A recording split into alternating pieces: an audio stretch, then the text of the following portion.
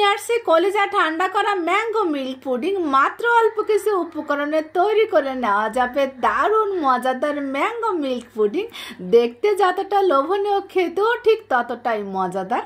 আসসালামু আলাইকুম, কেমন আছো সবাই? আশা করি সবাই ভালো আছো। আলহামদুলিল্লাহ, আমিও আল্লাহর রহমতে ভালো আছি। তো চলো শুরু করি। এখানে আমি 3টে মিডিয়াম সাইজের পাকা আম কিউব করে কেটে নিয়েছি, আর এর সাথে দিয়ে দিয়েছি আমি 1 কাপ পানি দিয়ে আমি এটাকে ব্লেন্ড করে নিব।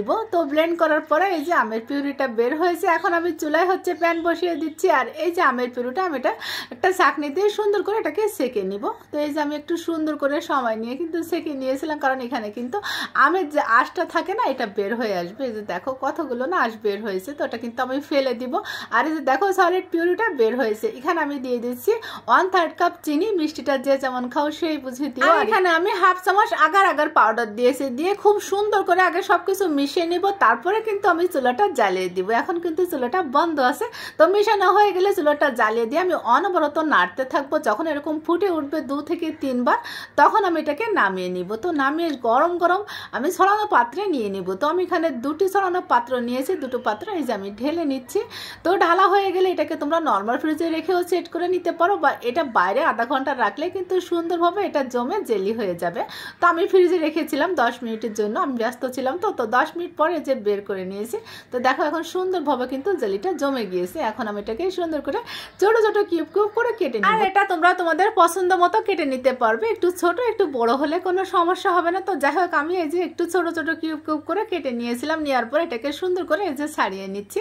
তো ছাড়ানো হয়ে গেলে আমি এক পাত্রে এটা নিয়ে নিব, আর যে পাত্রে আমি এটাকে সেট করব, মানে পুডিংটা বসাবো, সেই পাত্রটাতে আমি ঢেলে নিব। আর এই যে দেখো আমার ম্যাঙ্গো জেলিটা কিন্তু খুব সুন্দরভাবে না এটা জমে গিয়েছে। আর এখন আমি কেকের একটা মোল্ডে না পুডিংটা বসাবো। তো আমি এখানে একটা মোল্ড নিয়েছি, মোল্ডে আমি ঢেলে দিচ্ছি সেই ম্যাঙ্গো জেলিগুলো। আর তোমরা চাইলে যে কোনো পাত্রে কিন্তু ম্যাঙ্গো এই পুডিংটা বসাতে পারবে। তো আমার কাছে মনে হলো কেকের এই মোল্ডটাই বেস্ট হবে, তো আমি এটা নিয়েছি। তো আমি কিন্তু আবার এই যে চুলায় চলে আসছি, প্যান বসিয়ে দিয়েছি। এখানে আমি আগে থেকে জাল করা ঘন দুধ 2 কাপ নিয়েছি, হাফ কাপ দিয়েছি চিনি, আর হাফ চামচ দিয়েছি আগার আগার পাউডার। এবারে কিন্তু চুলা অফ রেখে তারপরে আমি দুধের সাথে সমস্ত উপকরণ খুব ভালোভাবে মিশিয়ে তারপর চুলাটা জ্বালিয়ে অনবরত কিন্তু নেড়ে চেড়ে নিব। এরকম 2 থেকে 3 বার যখন দুধটা ফুটে উঠবে, তখন আমি এটাকে নামিয়ে গরম থাকা অবস্থা আমি পুডিং এর মোল্ডে ঢেলে দিব। তো আমি সাথে সাথে কিন্তু পুডিং এর মোল্ডে ঢেলে দিয়েছি, দিয়ে তারপরে যে নেড়ে চেড়ে মিশিয়ে দিচ্ছি। অবশ্যই গরম থাকা অবস্থায় ঢেলে দিবে, দিয়ে সুন্দর করে যে মিশিয়ে দিয়ে আমি মোল্ডের মুখটা লাগিয়ে এটাকে আমি নর্মাল ফ্রিজে রেখে দিয়েছিলাম 1 ঘন্টার জন্য। তো 1 ঘন্টা পরে এই যে বের করে নিয়েছি। তো আমি কিন্তু আল্লাহ আল্লাহ করতেছিলাম, না জানি এটা কেমন হয়। আসলে কিন্তু কোনো জিনিস তৈরি করার পরে না একটু নার্ভাস লাগে। তো এই যে আমি কিন্তু ছাড়িয়ে নিচ্ছিলাম, তো আমার কিন্তু কনফিডেন্স ছিল যে না হবে ইনশাল্লাহ। তো যাই হোক এই যে আমি 1 2 3 4 বিসমিল্লাহ বলেই কিন্তু আমি মোল্ড আউট করেছিলাম। প্রথমে কিন্তু ছাড়াচ্ছিল না, অনেক ধাক্কাধাক্কি করার পরে এই যে পুডিংটা মোল্ড আউট হয়েছে। তো মাশাআল্লাহ দেখে না আমি একদম খুশি হয়ে গিয়েছিলাম। আলহামদুলিল্লাহ, কোনো কিছু তৈরি করার পর পারফেক্ট হলে না নিজের কাছে একটা শান্তি লাগে। তো যাই হোক আমার কিন্তু পুডিংটা একদমই পারফেক্ট হয়েছিল, আর খেতেও অনেক বেশি মজার হয়েছিল, আর দেখতে কতটা সুন্দর হয়েছে তো তোমরা দেখে বুঝতে পারছো।